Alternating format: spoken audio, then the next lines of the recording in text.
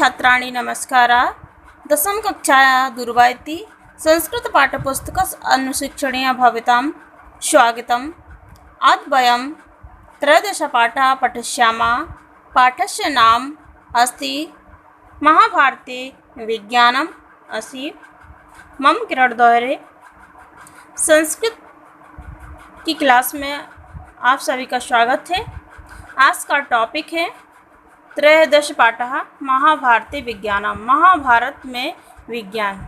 संस्कृत साहित्य परंपराया वेदानान्तरं लक्षिक पदात्मकस्य महाभारतस्य महत्वपूर्णं स्थानं विद्यते। संस्कृत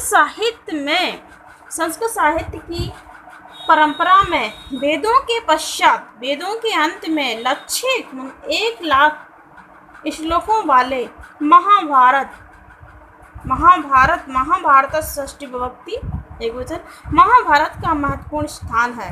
संस्कृत विद्वत् समाजे यद्हास्ति तदन्यत्र यन्हास्ति न तत् क्वचिदिति कथनमति प्रसिद्धम्। संस्कृत के विद्वानों के समाज में जो यहाँ है वह सब जगह है और जो यहाँ नहीं है वह कहीं नहीं है। कथनमति प्रसिद्धम, यह कथन प्रसिद्ध है। सत्यम पीदम यत् यन्महाभारते विद्यते तदेव अन्यत्र यच्च महाभारते नास्ति तदन्यत्रापि नास्ति। यह कथन प्रसिद्ध है, यह सत्य है कि जो महाभारत में है वह दूसरी जगह है और जो महाभारत में नहीं है वह दूसरी जगह पर भी नहीं है। श्रीमता महाभारतम आकार ग्रंथ इति सत्यम। महाभारत आकार ग्रंथ है, यह सत्य है। श्रीमता कृष्णद्वयापन व्यासेन विरचिते महाभारते जीवनस्य सर्वेषामेव विषयाणां तात्विकं चिंतनं लभ्यते। श्रीमान कृष्णद्वयापन व्यास के द्वारा रचे गए महाभारत में जीवन के सभी विषयों का तात्विक चिंतन किया गया है, चिंतन पाया जाता है। यथोक्तम यत् महाभारते सर्वे अपि विषया प्रतिपादिताः वर्तन्ते, तदन्तु अत्र पाठे ततः केषाञ्चित् वैज्ञानिक विषयाणां संक्षेपेण वर्णनं प्रस्तूयते। यह सर्वे अपि माने यहाँ पर यथोक्तम यत् महाभारते सर्वे अपि, महाभारत में विदित है, ये सभी विषय प्रतिपादित हैं। महाभारत में सभी विषय प्रतिपादित। इसके अनुसार इस पाठ में कुछ वैज्ञानिक विषयों का संक्षेप में वर्णन प्रस्तुत किया जा रहा है। भारतीय सनातन वैदिक संस्कृतेः परिचायकः आकार ग्रंथः श्रीमन्महाभारतम्। भारतीय सनातन वैदिक संस्कृति की परिचायिका और खान श्रीमद् महाभारत है। यस्य प्रणयन भगवतः वेदव्यासेन लोकोपकाराय कृतम् अस्ति। यस्य प्रणयन, इसकी रचना भगवान वेद व्यास ने लोकोपकाराय, लोक धन उपकाराय, इसमें गुणस्वर संधि है, लोक मन संसार के उपकार के लिए की है। एतस्य महता विषये स्वयं धन इव कृष्णद्वयापन मुनि प्रकाशयति। स्वयं यहाँ पर गुण संधि है। महता विषय एतस्य, इसकी सर्वश्रेष्ठता की, इसके महत्व के विषय में स्वयं कृष्णद्वयापन यानी व्यास मुनि ने प्रकाशित किया है। धर्मे चार्थे च कामे च मोक्षे च भरतर्षभ यदि हास्ति तदन्यत्र यन्हास्ति न तद क्वचित्। धर्मे च अर्थे, धर्म अर्थ काम मोक्ष, ये 4 पुरुषार्थ हैं, पुरुषार्थ चतुष्टय। धर्म अर्थ काम मोक्ष। भरत, ये धर्म अर्थ काम और मोक्ष में जो यहाँ महाभारत में है वही दूसरे स्थानों पर है, और जो यहाँ नहीं है इन्हें हास्ति नातत् क्वचित, जो यहाँ नहीं है वो अन्य जगह भी नहीं है। महाभारतम न केवलम विश्व कोशत्वेन विद्यते अपि त्वत्र, अपि मान भी, त्वत्र तू धन अत्र, यहाँ पर एड़ स्वर संधि है, तू धन अत्र। महाभारतम, महाभारत न केवल विश्व कोश के रूप में है बल्कि अपि तत्र पुराणेतिहासादीनां वैज्ञानिक दृष्ट्या भौतिक शास्त्र, खगोल शास्त्र, कृषि, जलबंध, जल सेचनादि व्यवस्था, रसायन शास्त्र, वैदिक शास्त्र, लोह शास्त्र, वस्त्र निर्माण, शस्त्रास्त्र निर्माण, संचालन, विधिरित्यादयः बहवः विषयाः ज्ञान विज्ञानोपेताः वर्णिताः सन्ति। यह महाभारत में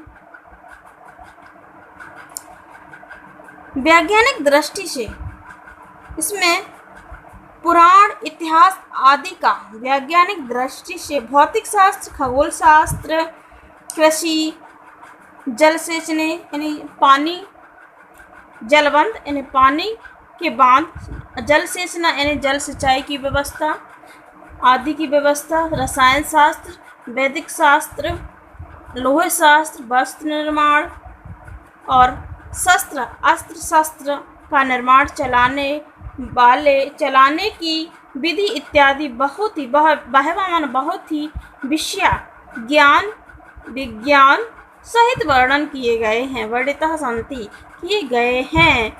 तेषु केचन विषया अत्र उदाह्रियन्ते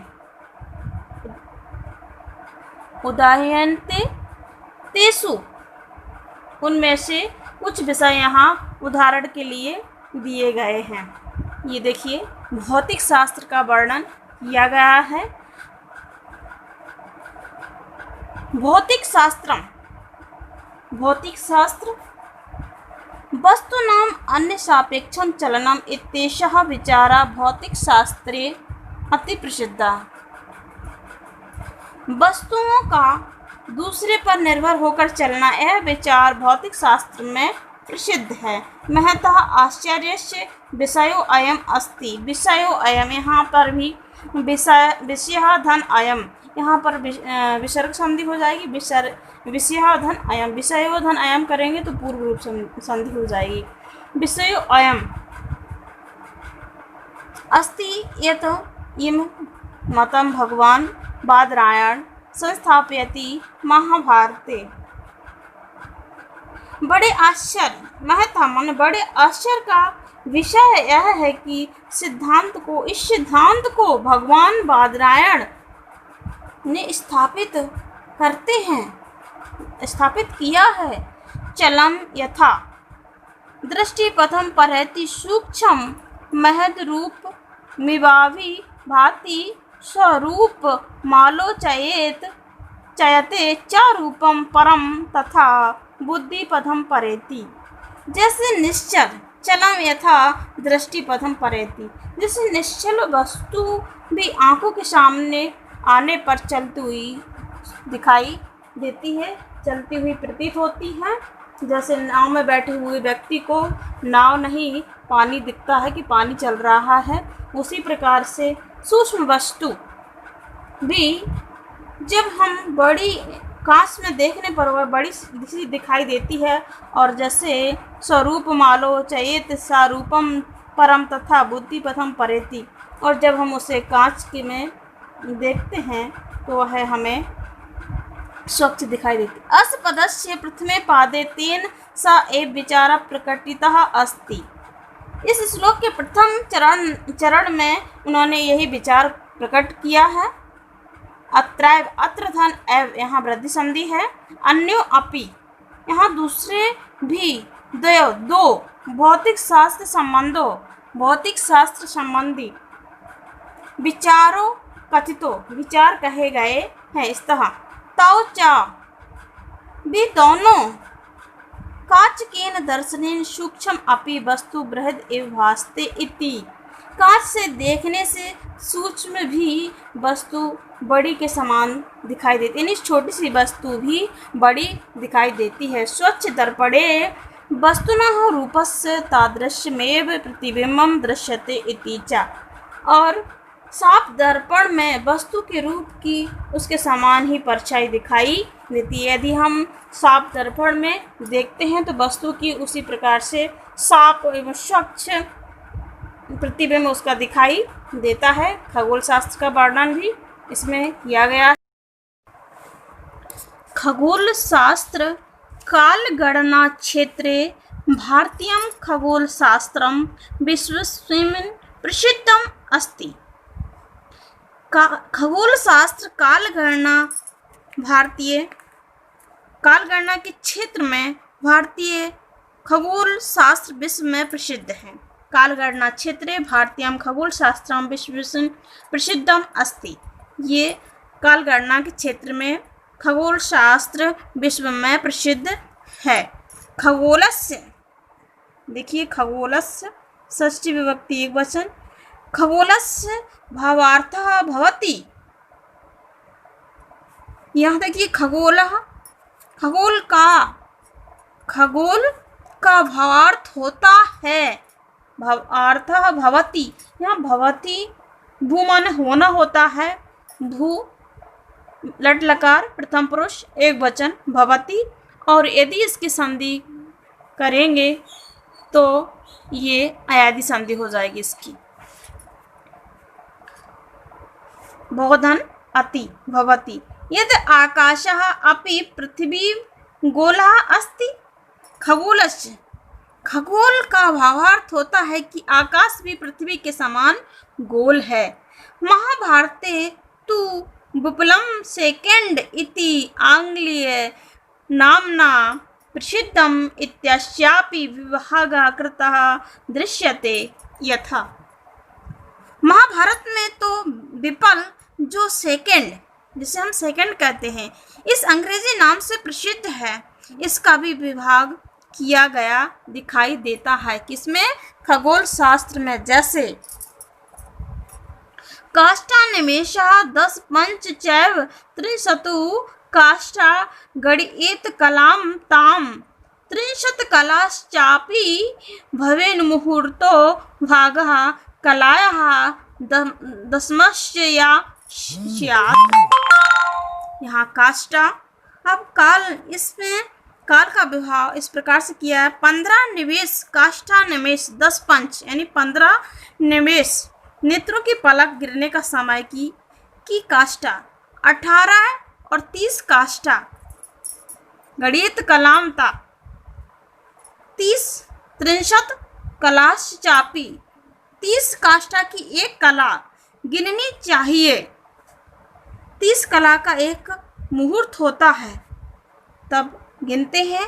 30 कला से एक काष्ठा होती है और उससे एक मुहूर्त होता है। उसके साथ कला का 10वां भाग और सम्मिलित होता है, अर्थात 30 कला और 3 काष्ठा एक मुहूर्त होता है।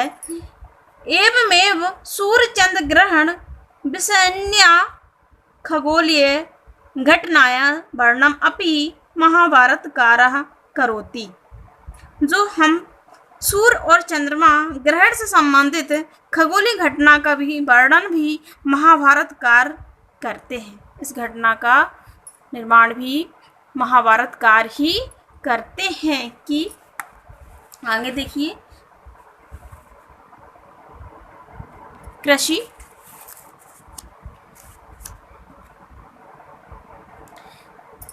जलबंध जल सेचनादि व्यवस्था। ये महाभारत में कृषि जलबंध आदि की व्यवस्था भी की गई है। जलमेव जीवनम इत्युक्त्या सिद्ध्यति यत् जलम बिना जीवनम कथमपि न संभवम। यहाँ इसमें कहा गया है जल ही जीवन है। जलमेव जलम इव जलम इव जल ही जीवन है। इत्युक्ता सिद्ध्यति यत् जलम बिना जीवनम कथमपि न संभवम। यहाँ पर जल ही जीवन है, इस कहावत से सिद्ध होता है कि पानी के बिना जीवन किसी प्रकार से संभव पानी के बिना जीवन संभव नहीं है।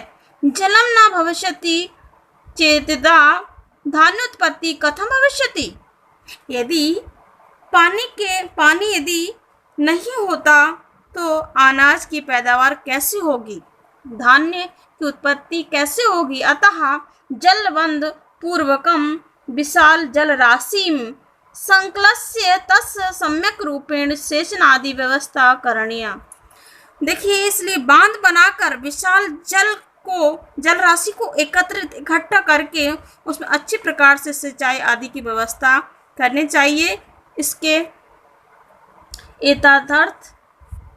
एतदर्थम सत्यवती सुतः महाभारते उल्लेखति।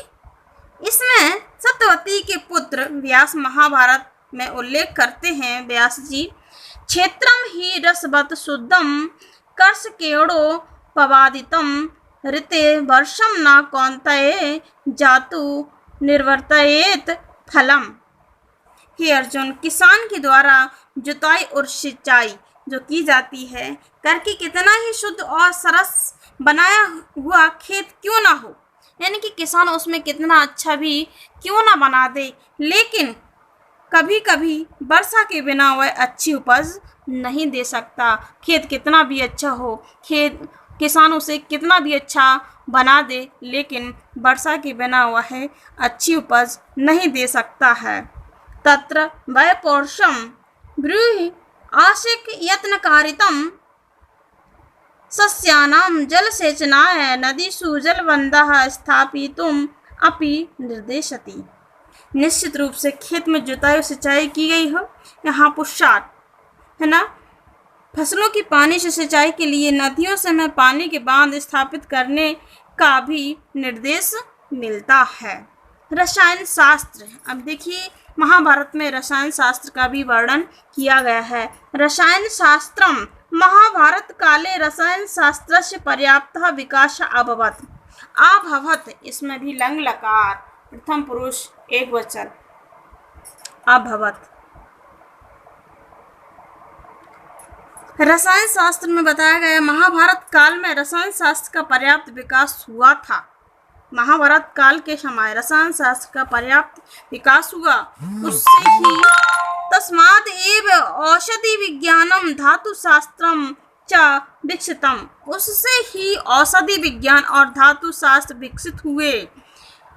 व्यासदेवा कथयति, व्यासदेव कहते हैं, रसायन विदश्चैव सुप्रयुक्त रसायनः दृश्यन्ते जरयः भग्ना नगः नागिरिवोत्तमे।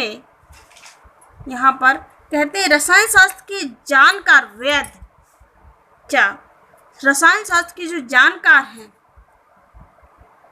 अपने लिए रसायनों का अच्छे प्रकार से प्रयोग करके भी वृद्धावस्था में वैसे ही जर्जर हो जाते हैं, जर्जर दिखाई देते हैं, जैसे श्रेष्ठ हाथियों के आघात से टूटे हुए वृक्ष दिखाई देते हैं। नाना विधिनाम सुगंध द्रव्याणाम निर्माणार्थम पुष्पाणाम तेलस्य च उपयोगा तदा नंतनः जनः कुर्वन्ति। इसमें अनेक प्रकार के सुगंधित द्रव्यों के निर्माण के लिए फूलों और तेलों का उपयोग उस समय के लोग भी करते थे। यानी महाभारत के समय, जब महाभारत था उस समय भी लोग जो खुशबू वाले तेल आदि हैं उसका प्रयोग उस समय भी करते थे। तिल सर्ष पतैलस्य बहुशः उल्लेखो वर्तते,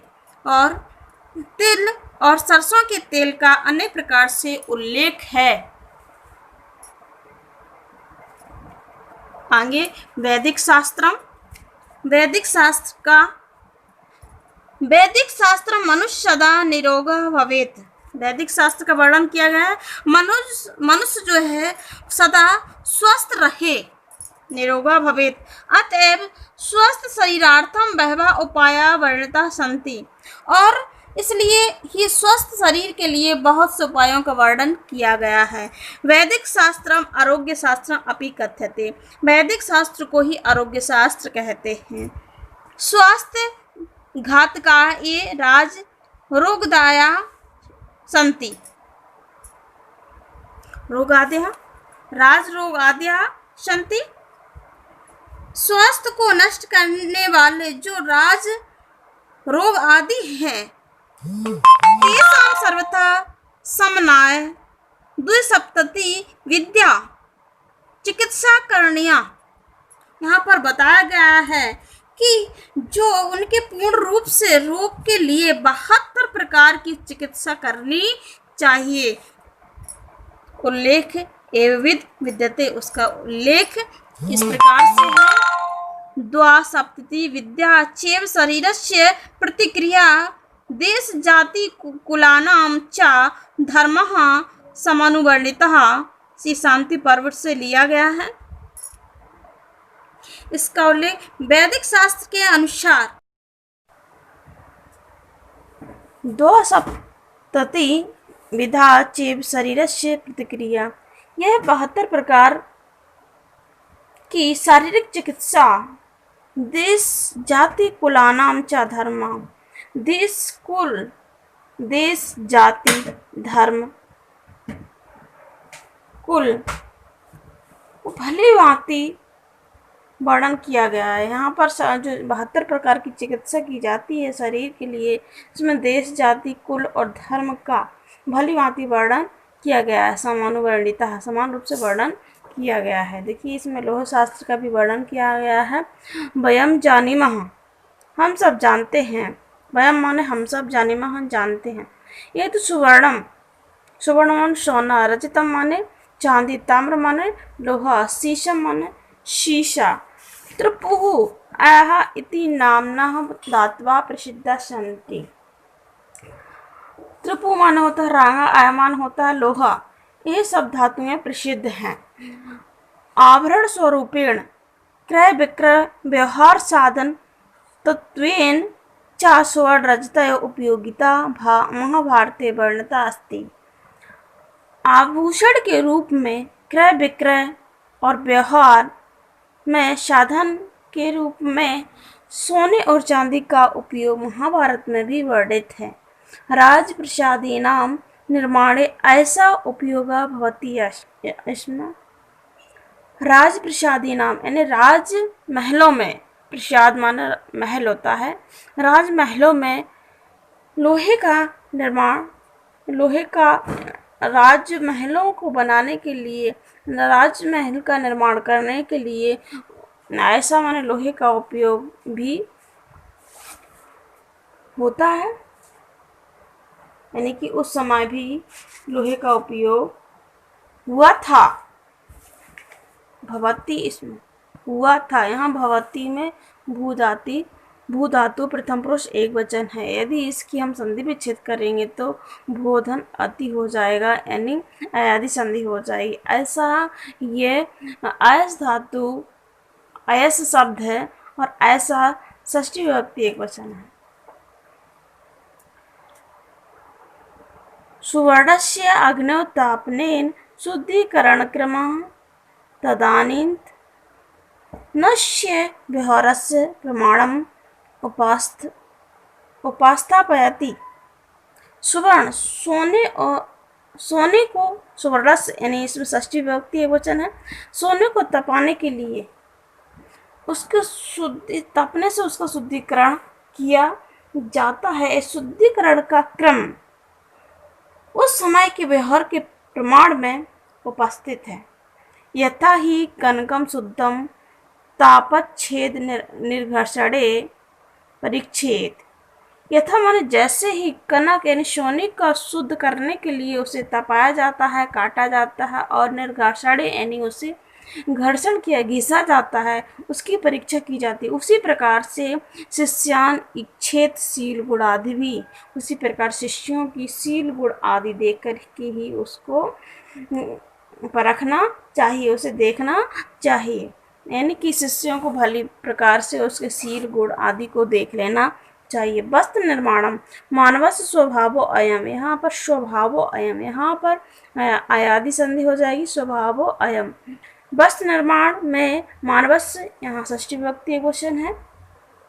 वस्त्र निर्माण में मानव मनुष्य का स्वभाव है, अस्तिमन है। यत् स लज्जा स्वकीयं नाश्वर अपि शरीरम वस्त्र आच्छादितुम इच्छति, और अपने इस नाश्वर शरीर को ढकने की इच्छा रखता है, आच्छादित ढकना चाहता है। वैदिक कालात एव वस्त्र निर्माण परंपरा वर्तते, ये वैदिक काल में भी वस्त्रों के निर्माण की परंपरा है। महाभारते ऊढे कर्पाश कौशादि वस्त्राणां निर्माणस्य तत्र तु सापेक्षितस्य वर्णस्य संयोजनस्य च वर्णन मिलति यथा। महाभारत में भी ऊन, कपास, रेशम आदि वस्त्रों का निर्माण और वहाँ अपनी तत्र माने वहाँ अपनी इच्छानुसार रंग को मिलने का भी वर्णन मिलता, वर्ण संयोजना से इन वर्णों को मिलने का वर्णन मिलता है। या दृश्येन ही वर्णेन भव्यते शुक्लांबरम, यानी शुक्लांबर यानी सफेद वर्ण।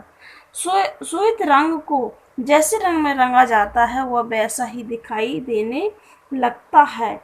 उसी प्रकार तादृशं कुरुते रूपम एत देव मवेहि में, जिस प्रकार से श्वेत वस्त्र को जैसे रंग में रंगा जाता है वह वैसे ही धारण कर लेता है, उसी प्रकार से मनुष्य को भी व्यक्ति को जिस प्रकार से संग करता है वह उसी प्रकार से उसके ऊपर उसकी बातों का असर, उसके चाल चलन का असर पड़ता है, इनकी वह उसी रंग में रंग जाता है। यह बात उसे अच्छी तरह से समझ लेना चाहिए।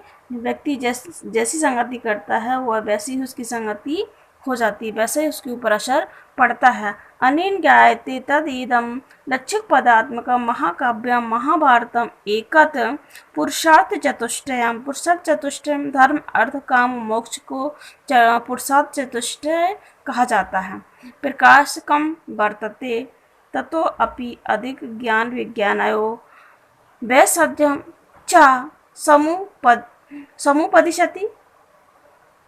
यहाँ विज्ञान और विज्ञान का विस्तार पूर्वक सम्यक उपदेश करता है। यह 1 लाख पद वाला महाभारत, ये महाभारत पुरुषार्थ चतुष्टय का प्रकाशक है और ये ज्ञान विज्ञान का विस्तार पूर्वक सम्यक उपदेश करता है। मेरी ये वीडियो देखने के लिए आपने जो समय दिया है उसके लिए बहुत धन्यवाद।